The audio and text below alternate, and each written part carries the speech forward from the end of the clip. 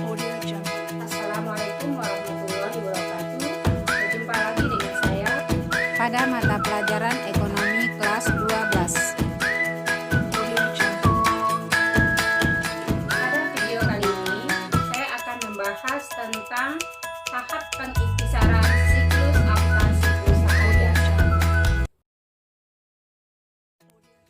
Pada video sebelumnya, saya sudah membahas tentang tahap pencatatan siklus akuntansi perusahaan jasa yang terdiri dari analisis, jurnal umum, dan buku besar.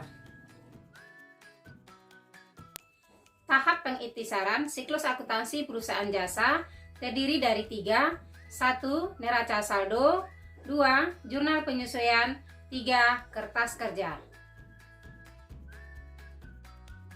Tahap pengikhtisaran yang pertama adalah neraca saldo. Apa yang dimaksud dengan neraca saldo?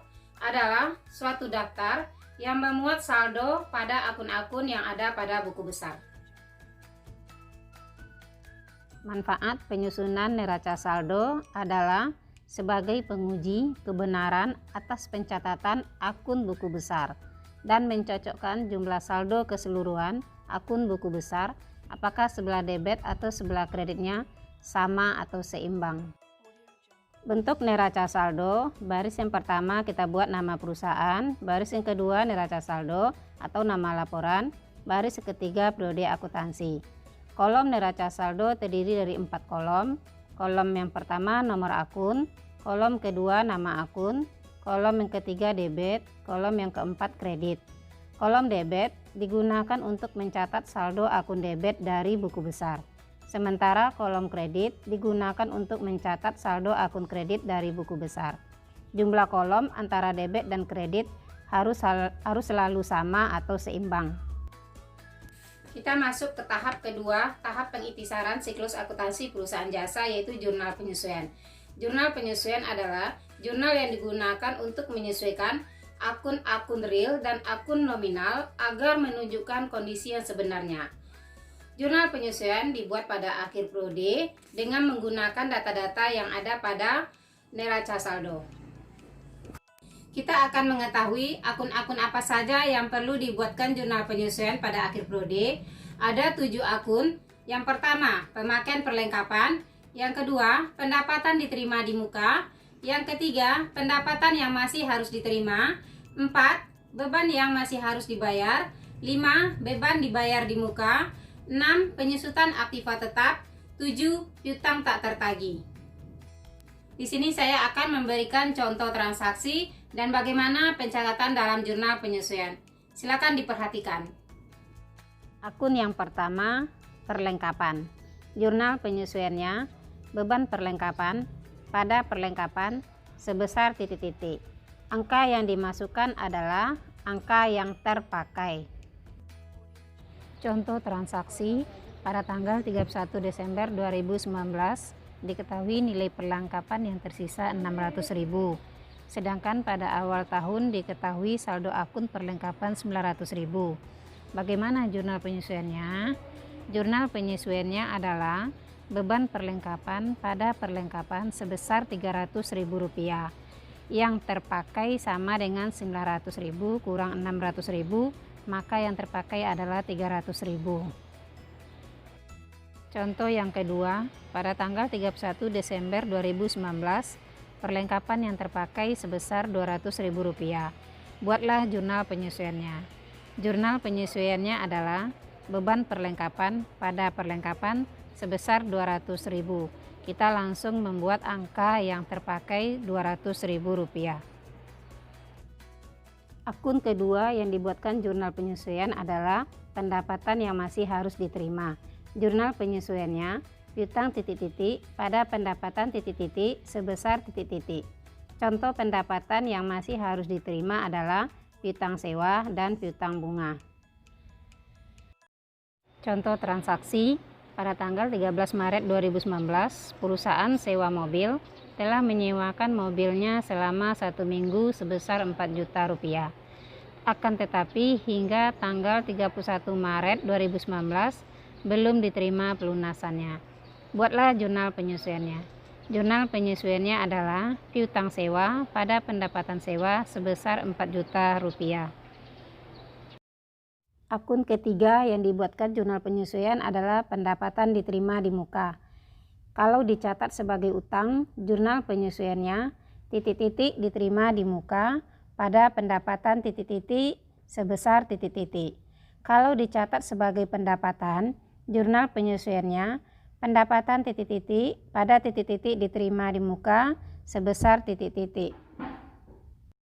Contoh transaksi, tanggal 1 Maret 2019 diterima sewa gedung untuk 2 tahun di muka sebesar Rp4.800.000. Buatlah jurnal penyesuaiannya. Sewa yang menjadi pendapatan di tahun 2019 baru 10 bulan, yaitu dari bulan Maret sampai dengan Desember 2019. Jadi 10 per 24 kali Rp4.800.000 sama dengan Rp2 juta.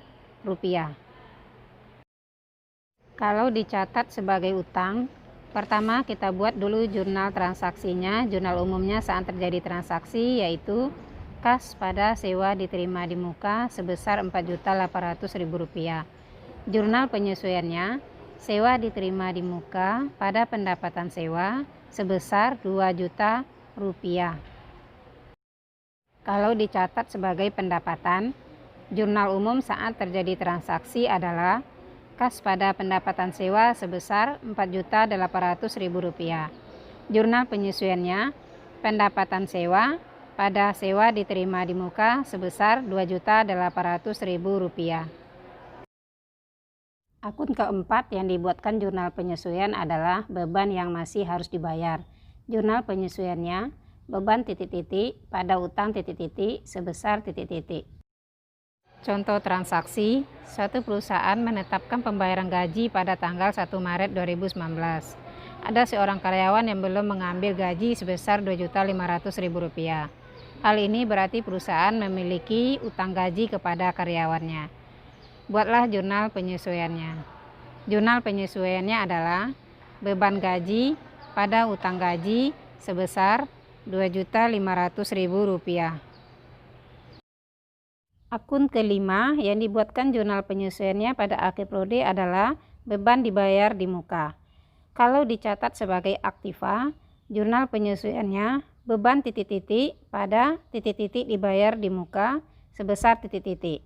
Kalau dicatat sebagai beban, jurnal penyesuaiannya titik-titik dibayar di muka pada beban titik-titik dibayar di muka sebesar titik-titik. Contoh transaksi, tanggal 1 April 2019 dibayar di muka beban asuransi untuk 1 tahun sebesar Rp600.000. Buatlah jurnal penyesuaiannya.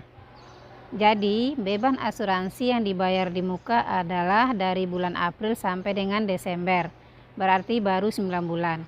Maka nilainya 9 per 12 kali Rp600.000 sama dengan Rp450.000. Dicatat sebagai aktiva. Pertama, kita buat dulu jurnal umum saat terjadi transaksi. Asuransi dibayar di muka pada kas sebesar Rp600.000. Maka jurnal penyesuaiannya adalah beban asuransi pada asuransi dibayar di muka sebesar Rp450.000. Kalau dicatat sebagai beban, saat terjadi transaksi, jurnal umumnya adalah beban asuransi pada kas sebesar Rp600.000. Jurnal penyesuaiannya, asuransi dibayar di muka pada beban asuransi sebesar Rp150.000. Akun keenam yang dibuatkan jurnal penyesuaiannya adalah penyusutan aktiva tetap.